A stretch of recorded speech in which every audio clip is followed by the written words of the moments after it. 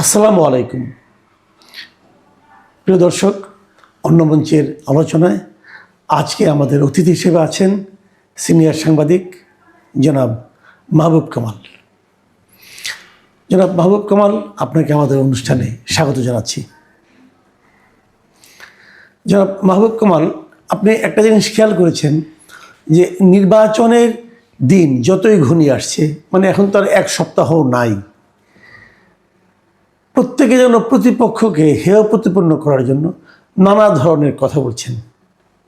সর্বশেষ অনেকে নতুন নতুন থিওরি আবিষ্কার করছেন, নতুন নতুন ইতিহাস তৈরি করছেন, এগুলো আমরা দেখতে পাচ্ছি। আমরা সর্বশেষ দেখতে পেলাম যে চট্টগ্রামে অলি আহমেদকে স্বাধীনতার প্রথম ঘোষক বলে এটা জনগণকে আমাদেরকে জানালেন জামাতের আমির জনাব ডক্টর শফিকুর রহমান। এখন আমার কথা হলো যে অলি আহমেদ স্বাধীনতা যুদ্ধে অবশ্যই ওনার একটা ভূমিকা ছিল। এখন তার যে ভূমিকাই থাকুক না কেন, সেটাকে আমরা যতই সমালোচনা করি না কেন, সেটাকে আমরা অস্বীকার করতে পারবো না। কিন্তু জিয়া রহমানের আগে অলি আহমেদই স্বাধীনতা ঘোষণা করেছেন। এই যে কথাগুলো, এই যে বয়ান তৈরি করা হচ্ছে, এবং সেটা তৈরি করছেন কে? স্বাধীনতা যুদ্ধে যারা বিরোধিতা করেছিলেন তেমন একটা দলের প্রধান। আমার কথা হলো যে এই ধরনের প্রবণতা কেন? এর সঙ্গে কি অলি আহমেদ যে তার জোটে যোগ দিয়েছে, এটার কোনো সম্পর্ক আছে? অলি আহমেদ যদি জামাতের জোটে যোগ না দিত, তাহলেও কি ডক্টর শফিকুর রহমান এই কথা বলতেন? আপনি এই বিষয়টাকে আপনি আসলে কীভাবে ব্যাখ্যা করবেন? আপনার প্রশ্নের মধ্যে তিনটা শব্দ আমাকে স্ট্রাইক করছে। একটা নতুন নতুন, একটা বয়ান, আর একটা কি জানি বললেন যে, যাই হোক আমার উত্তরে আসবে এগুলো। জি, দেখেন, এই যে নতুন নতুন বললেন না, 5ই আগস্ট না হলে আমাদের জ্ঞান কিন্তু এতটা বাড়তো না। আমরা যে এত শিক্ষিত হলাম 5ই আগস্ট, এই জন্য জুলাই যোদ্ধাদের প্রতি আমি অকৃত্রিম ভালোবাসা জানাচ্ছি। এত শিক্ষা আমরা পেলাম আর কি। আপনি কখনো বিড়ালের লেজ ধরে হাঁটছেন? হাঁটেন নাই। একবার হেঁটে দেখবেন, যে শিক্ষা আপনি পাবেন, অন্য কোনোভাবে আপনি এই শিক্ষা পাবেন না। তাহলে বিড়ালের লেজটা ধরে আপনি হাঁটতে থাকবেন, আচ্ছা, দেখবেন বিড়াল কি করে, এবং এই শিক্ষা আপনি কোথাও পাবেন। আমরা 5ই আগস্টের পরে এরকম শিক্ষা পাইছি আর কি, মানে কত রকম শিক্ষা। দেখেন, আপনি বললেন যে বয়ান না, আমরা যে যুগটা এখন বাস করতেছি এটা হচ্ছে পোস্ট ট্রুথ এরা, সত্য পরবর্তী যুগ। এই যুগে কি হবে, এই কথাগুলো জর্জ অরওয়েল তার 1984 বইতে বিস্তারিত বলে গেছেন। এটা বিখ্যাত বই, 1984। এটা সরিয়ে রাখি। পোস্ট ট্রুথ এরা, এই যে যুগটা না, এই যুগটার কতগুলি লক্ষণ আছে। সেটা কি? একটা হচ্ছে, এই যুগে মিথ্যা বলতে কিছু নাই। এই যুগে হচ্ছে যেটা মিথ্যা বলছে কেউ, সেটা হচ্ছে অল্টারনেটিভ ট্রুথ, বিকল্প সত্য। আপনি যেটাকে বলছেন মিথ্যা, আমি সেটাকে বলতেছি এটা মিথ্যা না, এটা অল্টারনেটিভ ট্রুথ। অর্থাৎ অলি আহমেদের যে ঘোষণাটা, আপনি বলতেছেন এটা মিথ্যা, আমি বলতেছি এটা অল্টারনেটিভ ট্রুথ, এটা বিকল্প সত্য। আচ্ছা, এই যুগে হচ্ছে কি, দেখেন, সত্য এবং মিথ্যার মধ্যে যে ডিমার্কেশন লাইন আছে না, এইটা নাই, এটা একাকার হয়ে গেছে। এবং আরেকটা হলো কি, যে আপনি সত্য হয়ে গেছে সেকেন্ডারি, বয়ান হয়ে গেছে প্রাইমারি, ন্যারেটিভ হচ্ছে প্রাইমারি। আপনি যে ন্যারেটিভ দিবেন, এই ন্যারেটিভ সারা বাংলাদেশে ইকো হইতে থাকবে, দলীয় কর্মী সমর্থকদের মধ্যে ইকো হইতে থাকবে। এই ন্যারেটিভ ইকো হইতে হইতে হইতে হইতে এইটাই হয়ে যাবে প্রাইমারি। আর যে ট্রুথ, যেটা সত্য, যেটা এইটা চাপা পড়ে যাবে। ঠিক আছে?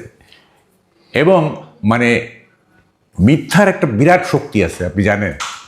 সত্যবাবু প্যান্টের জিপার লাগাতে লাগাতে মিথ্যা অর্ধেক পৃথিবী ঘুরে আসবে।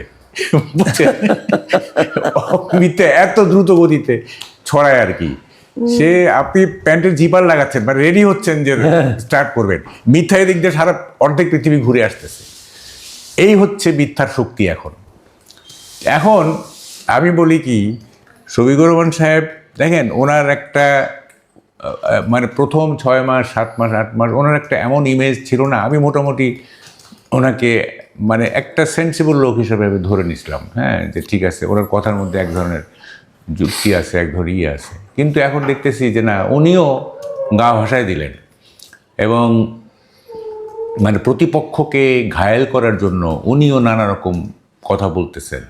তো উনি বলে দেন না অলি আহমেদ না, গোলাম আজম স্বাধীনতার ঘোষক, তাহলে তো আর কোনো কিছু থাকে না। ওইটাই শুনতে বাকি আছে আর কি। হ্যাঁ, ওইটা বলে দিলে তো এটা কেউ চ্যালেঞ্জ করবে না। এইটা বাংলাদেশে কেউ, যারা চ্যালেঞ্জ করবে তারা করবে, যারা মেনে নিবে তারা। এখন ইয়াং জেনারেশন, এই যে আমরা যাদেরকে জেন জি বলছি, জি। তাদেরকে আপনি যা কিছু খাওয়াইতে পারবেন, তারা কিচ্ছু জানে না, ইতিহাসের ওরা কিছুই জানে না, আপনি তাদেরকে যা খুশি খাওয়াইতে পারবেন। সুতরাং এই যে 4.5 কোটি ভোটার এখন বলে দেন যে গোলাম আজম বাংলাদেশের স্বাধীনতার প্রথম ঘোষক, বাস ওই জেনজিরা তো এটা মেনে নিবে যে ঠিক আছে, আরে এটা তো মানে তো আর কেউ বলে নাই, শফিক সাহেব বলে দিছে। সুতরাং এগুলি নিয়ে কেউ ঘাটাঘাটিও করে না, যে যার মতো করে ন্যারেটিভ দিচ্ছে, এই ন্যারেটিভগুলো সত্যকে আড়াল করে ফেলতেছে, ন্যারেটিভগুলো ইকো হচ্ছে সারা বাংলাদেশে। তো জি। ফলে এইটা কি বলবো এখন, না, আমরা এটা দেখছি যে মানুষের না আসলে মুখে কিছু মনে হয় যে বাঁচতেছে না, যা বলার বলে যাচ্ছে। এটা নিয়ে এর মাধ্যমে, বলার মাধ্যমে কাকে অপমান করা হচ্ছে, অথবা কে অপমানিত বোধ করছে, অথবা কে ইতিহাসটাকে নতুনভাবে দেখছে, অথবা নতুন ইতিহাসই তৈরি করা হচ্ছে। এই যে বিষয়গুলো হচ্ছে, এগুলোতে কারো কোনো তোয়াক্কা নাই। না না না, এবং কে কি বললো, কেন বললো, এর মাধ্যমে কি পুরো জাতিকে অপমান। আপনি দেখেন আমাদের যে অন্তর্বর্তীকালীন সরকার, সেই সরকারে যিনি প্রধান ডক্টর মোহাম্মদ ইউনূস, উনি অবলীলায় একটা প্রকাশ্য অনুষ্ঠানে বলে দিলেন যে এই দেশটা জালিয়াতির কারখানায় পরিণত হয়েছে। পুরো জাতিকে উনি জালিয়াত বানিয়ে দিলেন। তো এই জিনিসটা মানে ওনার এই কথা, জালিয়াত পৃথিবীর কোন দেশে নাই, তাই বলে পুরো জাতিকে আপনি জালিয়াত বলে দিবেন, পুরো জাতিকে আপনি পুরো দেশকে আপনি জালিয়াতির কারখানা বানাবেন। এবং উনি যখন এটা বলবেন, তখন এটা সারা দুনিয়ার কাছে কি মেসেজ নিয়ে যাচ্ছে, সারা দুনিয়ার মানুষ কি বলবে যে সরকার প্রধান যখন বলে যে তার দেশটা জালিয়াতির কারখানা, তখন তারা কি বলবে।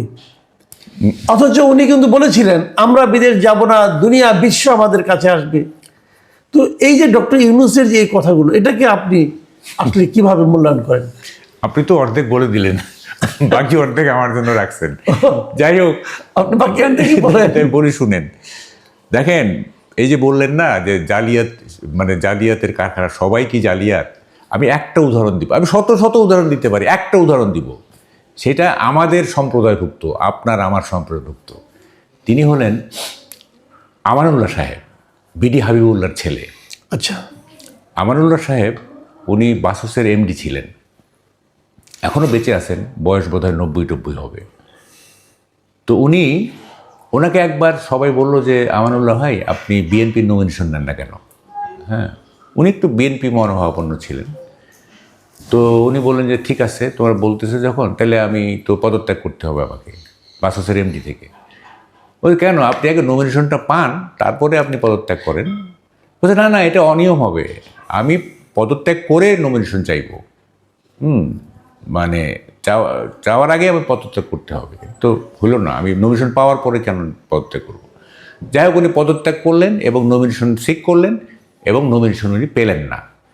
উনি একসাথে 2টা হারালেন, তার এত বড় একটা চাকরিও হারালেন, নমিনেশনটাও পেলেন না। তাতে ওনার কোনো আফসোস নাই। যে উদাহরণটা এখন দিব সেটা খুব গুরুত্বপূর্ণ। দেখেন, উনি একবার তার মেয়ে সহ বরিশালে যাচ্ছেন, তো বিডি হাবিবুল্লাহর ছেলে হিসাবে তো ওনার সবাই লঞ্চের সবাই তারা খাতির টাতির করছে ইত্যাদি। 3-4 দিন পরে যখন উনি ফিরতেছেন, তখন 2টা ফুল টিকিট দিচ্ছেন টিকিট চেকারকে। তো টিকিট চেকার বলতেছে, স্যার আপনার মেয়ের তো আপনি গতবার হাফ টিকিট দিলেন, তাই আবার আজকে আবার ফুল টিকিট দিচ্ছেন, কী ব্যাপার? উনি বললেন যে দেখো, আমরা বাড়িতে গেছিলাম, ওর জন্মদিন পালন করছি কালকে না পরশু দিন, এই 12 বছর পূর্ণ হয়ে গেছে, এখন তো হাফ টিকিট চলবে না। দেখেন, আমরা বরিশালের বাড়িতে গেছিলাম, ওর জন্মদিন পালন করে 12 বছর পূর্ণ হয়ে গেছে, এখন আর মানে এখন কেন হাফ টিকিট হবে? এটা ফুল টিকিট। বলেন এই আমানুল্লাহ সাহেব কি জালিয়াত? চিফ অ্যাডভাইজারের কাছে প্রশ্ন রাখতেছি আমি। হ্যাঁ, উনি জালিয়াত? আপনি সমগ্র নেশনকে জালিয়াত বানিয়ে দিলেন। ফাজলামের একটা সীমা থাকা উচিত।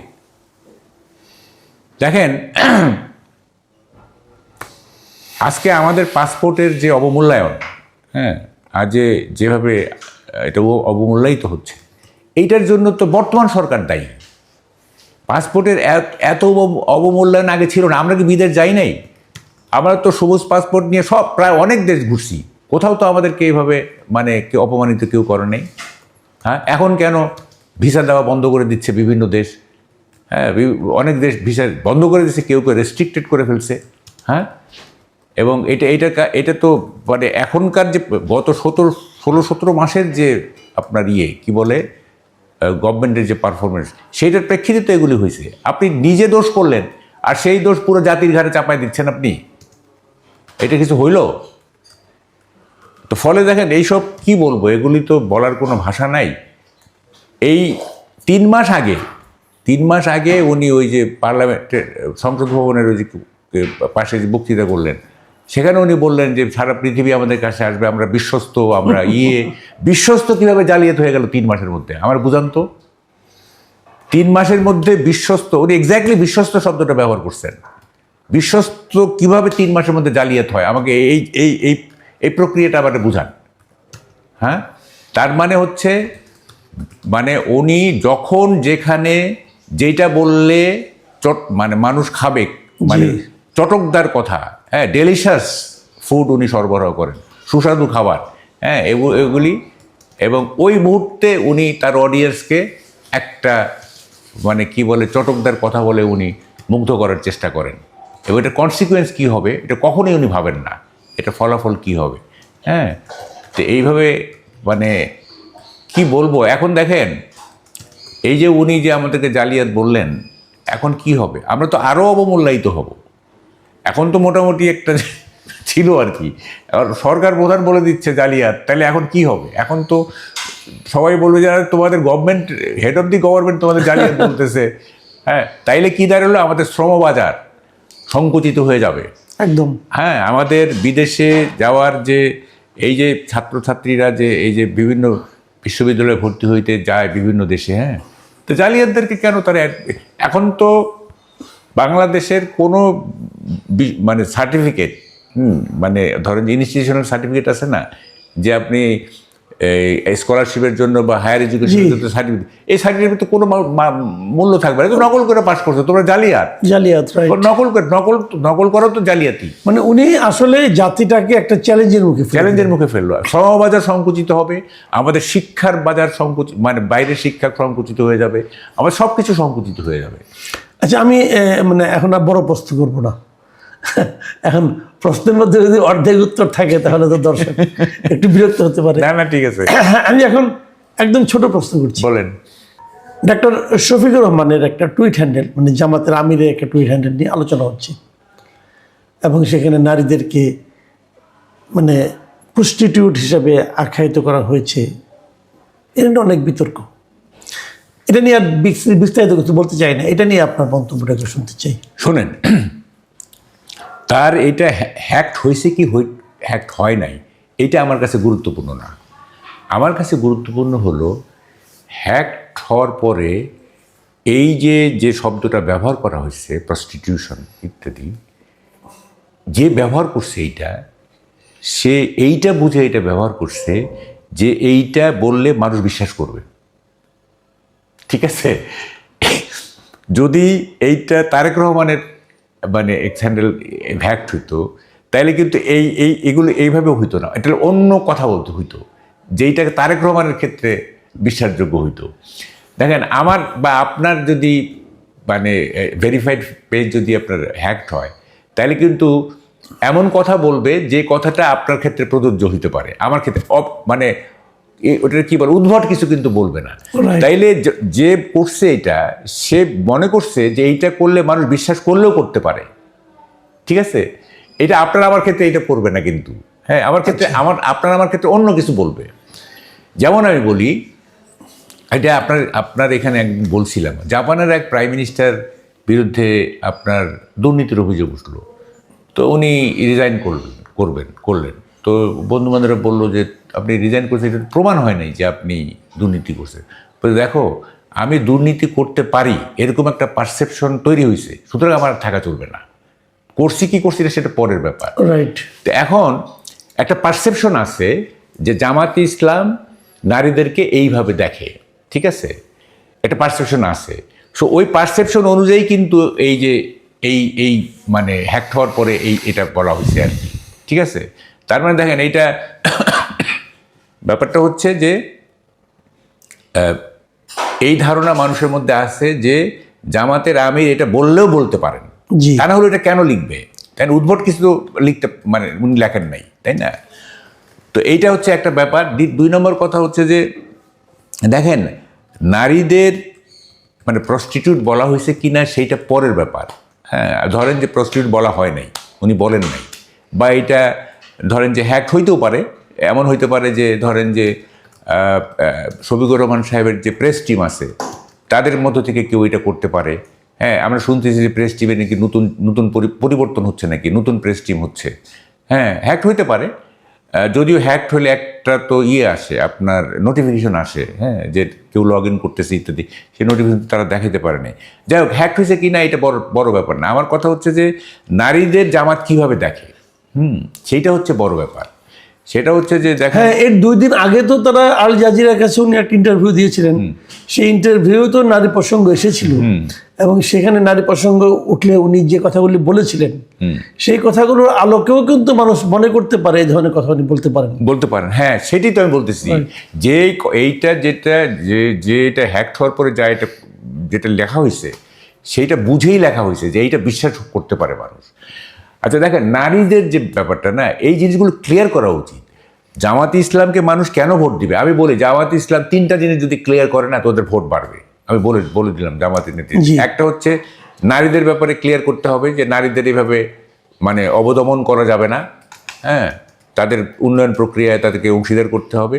2 নম্বর হচ্ছে আপনার ওটার কি বলে যে শরিয়া আইনের ব্যাপারে স্পষ্ট করতে হবে। জি। আর 3 নম্বর হচ্ছে 71-এর ব্যাপারে বলতে হবে যে আমাদের পূর্বপুরুষরা কি করছে এটা দায় আমাদের না, তাদের পক্ষ হয়ে আমরা ক্ষমা চাচ্ছি জাতির কাছে। বাস, তাদের অনেক ভোট বাড়বে। তারা কেন উল্টো পথে হাঁটতেছে আমি বুঝলাম না। হ্যাঁ, তারা যদি নির্বাচনে কম্পিট করতেই চায়, এইসব না, এগুলি তো ভোট কমবে। ভোট বাড়াইতে গেলে এই 3টা জিনিস করতে হবে, যে নারীদেরকে আমরা উন্নয়ন প্রক্রিয়ায় অংশগ্রহণ করাবো, ঠিক আছে, নারীদের মর্যাদা থাকবে, তারা কাজ করবে, সব জায়গায় থাকবে, তাদের ওইরকম অবদমন করা হবে না। 2 নম্বর হচ্ছে যে আপনি শরিয়া আইনের ব্যাপারে বলবে যে না, শরিয়া আমরা আধুনিক যুগের আইনের সাথে করব। হ্যাঁ, ধর্মের কিছু ব্যাপার আছে, সেগুলো থাকতেই পারে, যেহেতু এটা মুসলমান প্রধান, ইসলাম প্রধান দেশ। আর একটা হচ্ছে 71-এর স্টেট কার্ড। আমাদের পূর্বপুরুষরা দায় কেন আমরা নিব, মানে যদি তারা করে থাকে, তারা করেছে, এবং সেই জন্য আমরা ক্ষমা প্রার্থী, তাহলে দেখবেন ভোট অনেক বেড়ে যাবে। জামাত তো তাদের কৌশল ঠিক করতে পারছে না। হ্যাঁ, এটা আমি যদি জামাতের আমির হই, আপনি জামাতকে ভালো একটা পরামর্শ দিলেন। হ্যাঁ, এরকম কোনো পরামর্শ আপনার কি বিএনপির জন্য আছে নাকি? এটা আরেকদিন হবে। আচ্ছা, ঠিক আছে, নির্বাচনের আগেই তাহলে বিএনপির জন্য কিছু পরামর্শ দিন, তাহলে বিএনপি ভাববে আপনি জামাতকে হেল্প করছেন। না, এইটা তো আমি কেন বললাম, এইটা তো আমাদের প্রয়োজন এগুলো, তাই না? আমি তো মানে জামাত জিতুক তো এটা আমি চাচ্ছি না। আমি বলতেছি যে এটা পাবলিক ডিসাইড করবে কে ক্ষমতায় আসবে। আচ্ছা, আমরা এবার জামাত বিএনপির বাইরে গিয়ে একটু সরকারের বিষয় নিয়ে একটু কথা বলতে চাই। এটা আমাদের শেষ প্রসঙ্গ, আপনি ছোট করেও বলতে পারেন, আপনার ইচ্ছা। সেটা হলো গণভোট ইস্যু নিয়ে নানা ধরনের বিতর্ক হচ্ছে। গণভোটের পক্ষে সরকারের প্রচারণা ঠিক কি বেঠিক, এটা নিয়ে নির্বাচন কমিশনও নানা কথা বলছেন। যে অপরাধ হয়ে গেছে সে অপরাধের সাজা হবে কিনা সেটা নিয়ে আলোচনা হচ্ছে। আবার কেউ এমনও বলছেন যে নির্বাচন কমিশন যদি আসলেই স্বাধীন হয়ে থাকে, তাহলে নির্বাচন কমিশনের এখন উচিত হবে গণভোট নিয়ে যা স্ক্যান্ডাল হয়েছে যাবৎকালে, গণভোটটাকেই বন্ধ করে দেওয়া উচিত। যাক, এই ধরনের অনেক কথাই হচ্ছে। গণভোট বিতর্ক নিয়ে আপনার মতামত শুনতে চাই। আচ্ছা, আপনি তো এটা একটু বলি, আপনি তো বললেন যে বিএনপির প্রতি আপনার কোনো সাজেশন আছে কিনা। হ্যাঁ, সাজেশন আছে। সাজেশন আছে, সেটা হচ্ছে আপনার ওয়াক ওভার দিয়ে দেন। আপনারা ওয়াক ওভার দিয়ে দেন, কারণ এইবার যারা ক্ষমতায় আসবে, আপনারা আসেন বা জামাত আসেন, তারা কি অকল্পনীয় সমস্যায় পড়বেন সেটা ভাবতে পারতেছেন না। এই যে পে স্কেল দেওয়া হয়েছে, এইটা নতুন সরকার, এই সরকার এটা কোনোভাবে বাস্তবায়ন করতে পারবে না, আবার এটা বাতিলও করতে পারবেন না। Once declared is declared for মানে হোল, মানে একেবারে সব সময়ের জন্য। তো ফলে অর্থনীতির যে অবস্থা এবং তার উপরে চাপছে এই পে স্কেল, আপনারা দেশ চালাইতে পারবেন না। প্রথম সরকার যে আসুক, বিএনপি আসুক আর জামাত আসুক, এইটা কোনোভাবেই মানে পাবলিকের সন্তুষ্টি অর্জন করতে পারবে না। এবং 3 মাস 6 মাস 1 বছরের মধ্যে এই সরকার অসম্ভব রকম অজনপ্রিয় হয়ে পড়বে এবং পরের বার যিনি আসবেন তাদের একটা ফেয়ার চান্স থাকবে। সুতরাং আমি বিএনপিকে বলবো, জামাতকেও বলবো, আপনারা পরস্পর ওয়াক ওভার দিয়ে দেন যে এইবার আমরা জিততে চাই না, কারণ এই লাইবিলিটি আমরা নিব না। তো ওয়াকওভার কাকে, যদি দুইজনই ওয়াকওভার দেয় তাহলে তো ইউনূস সাহেবের পোয়াবারও উনি থেকে যাবেন। না না, মানে যে ওই যে ফার্স্ট কাম ফার্স্ট সার্ভ, আপনার প্রথমে যে ওয়াকওভার যে কোনো একটা ওয়াকওভার দিতে হবে, দিলে হলো কি মানে সে বেঁচে গেল। যে ওয়াকওভার দিবে সে কিন্তু বেঁচে গেল। আমরা বুঝতেছি না, তারা বুঝতেছে না যে কোন পরিস্থিতিতে ক্ষমতা নিতে যাচ্ছি। অর্থনীতি থেকে শুরু কইরা, ভূ রাজনীতি থেকে শুরু কইরা, সোশ্যাল মবক্রেসি থেকে শুরু কইরা, সোসাইটির যে একটা বড় ধরনের চেঞ্জ হয়ে গেছে, এইটা ট্যাকেল করা মানে অসম্ভব একটা ব্যাপার হয়ে যাবে। ফলে ওই গভর্নমেন্ট, যে গভর্নমেন্ট আসতেছে 12 তারিখের নির্বাচনে, সেই গভর্নমেন্ট 6 মাসের মধ্যে আনপপুলার হয়ে যাবে। আপনি লিখে রাখতে পারেন, চরম আনপপুলার হয়ে যাবে। তখন আর একটা আন্দোলন হবে যে এইখান থেকে কিভাবে মুক্তি আসে। তখন এই যারা ওয়াকওভার দিবে তাদের একটা সুবিধা হবে। আচ্ছা, এখন গণভোটের কথা বলি। দেখেন, আমি কালকে কোথায় জানি বলতেছিলাম যে রাজা কখনো ভিক্ষুকের চোখ দিয়ে তার রাজ্য দেখতে পারে না। মানে কি বললে যে ইউনূস সাহেব এবং আলী রিয়াজ মনে করে কি যে আমরা যেভাবে ভাবি সারা দেশের বা গ্রামের মানুষ বোধহয় সেভাবেই ভাবে। আপনি দেখবেন কিছু লোক আছে মূর্খদের সঙ্গে এমনভাবে কথা বলে মনে হয় যে মূর্খ বোধে তার কথা সব বুঝতেছে, সে যে আসলে কিছুই বুঝতেছে না। হ্যাঁ, এটা যে উলুবনে মুক্ত ছড়াচ্ছে সে বুঝে না, সে মনে করে যে আরে আমি যেহেতু এত কিছু বুঝি সেও বোধহয় বুঝে। তো এখন গ্রামের মানুষ তো ভাই ম্যাকিয়াভেলি না, অ্যারিস্টটল না, কিংবা প্লেটো না, তাদেরকে আপনি এমন একটা জিনিস গণভোটের মাধ্যমে ডিসাইড করতে বলতেছেন, হ্যাঁ না, যেটা তারা কিছুই বুঝে না। যারা মার্কা দেখে ভোট দিতে অভ্যস্ত, মার্কাটা কেন আসছে? যেহেতু আপনার লোকজন লেখাপড়া মানে পড়তে পারে না, কে দাঁড়াইছে সেটাও জানে না, পড়তে পারবে না। সো মার্কাটা চিনে যে এটা আচ্ছা, এটা নৌকা, এটা দাঁড়িয়েছে, এই কারণে তো মার্কা। জি, তো সেখানে আপনি মার্কা না, আপনি কতগুলো লিটারেচার দিয়ে দিচ্ছেন, তাও কি পলিটিক্যাল সায়েন্সের লিটারেচার, সেইটা পড়তে হবে, বুঝতে হবে, বুঝে আপনাকে ভোট দিতে হবে। ভাবেন একবার। এবং এইটার পিছনে দেখেন কত টাকা খরচ হচ্ছে, হচ্ছে। আরে ভাই, মানে এইটা যেহেতু সব পলিটিক্যাল পার্টি অ্যাগ্রি করছে, গণভোটে দেওয়ার দরকারটা কি বলেন? যে এটা তো জবরদস্তিমূলক সরকার, এইটা জবরদস্তিমূলক ভাবে করে নেন না কেন? গণভোটের দরকারটা কি? এত টাকা খরচ করে একটা প্রহসন করা, তারপরে আবার সরকারি কর্মকর্তা কর্মচারীদের বিপদে ফেলছেন। আপনি বলতেছেন যে হা ভোটকে জেতাও, আর নির্বাচন কমিশন বলতেছে যে এটা দণ্ডনীয় অপরাধ হবে। তারা কি করবে?